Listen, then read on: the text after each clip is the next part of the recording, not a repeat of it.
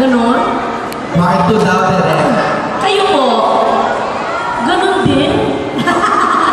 Direct ano? Kayo direct kasi ng part 2. Hanggang part 3? Ang tanging alam ko, ang susunod ko pong pelikula ay John Lloyd and Bella. Yan po ay ipapalabas. Wala na nga akong nilagay eh. Kasi hindi ko siya maipapalabas din. Naman pressure din. Ilalabas din. Next year! Ipapalabas this year.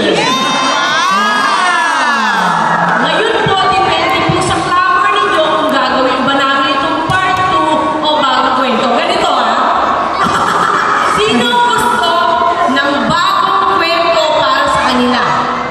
Walang sumagot, direct. Mga salbahin kayo! Walang sumagot. Sino gusto ng part 2? Tingnan ko naman yung kamay ko. Sige ho, maraming salamat po. Ang taray na tinanong kung gusto ng bagong kwento, walang sumagot, nang walang init, direct. May isang tao.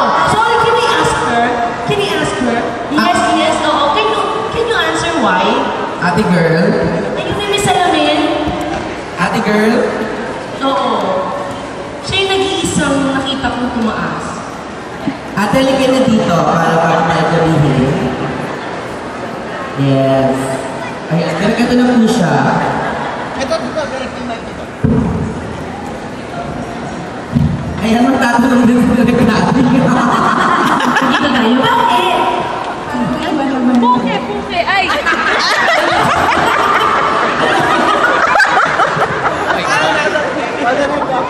Ay, sorry. Para sa mga bata na umuulan. Si Miss Maria po. Ito po namin. Full support naman. Yes, darling. Para maiba. They set a lot of standards na papagaling sa movies.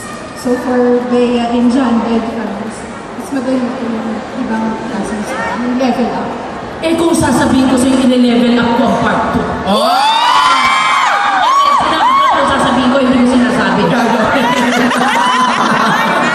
thank you, ate girl. Sabi na papawisan na po ako.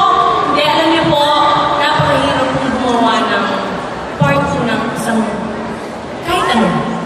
Kasi yung expectations po, nakakakabog ng dibdib. Kasi kung hindi man at par ang maibigay namin, kailangan mas malampasan. Eh, Diyos ko naman, Lord. Yung one more chance naman niya, hindi sinadya. Ito kailangan sadyain. Napakahirap po. Kayo na lang po. Sa tingin niyo ba malalagpasan nila direct Kati yung pag-gumawa siya ng part 2? Part 2, Sir Nico na talaga. Minsan ako yung tanong ko. Sir Nico na talaga. Maraming salamat, Direk. Ang dami mo na pa-happy. Correct. Kasama natin. Yes, thank you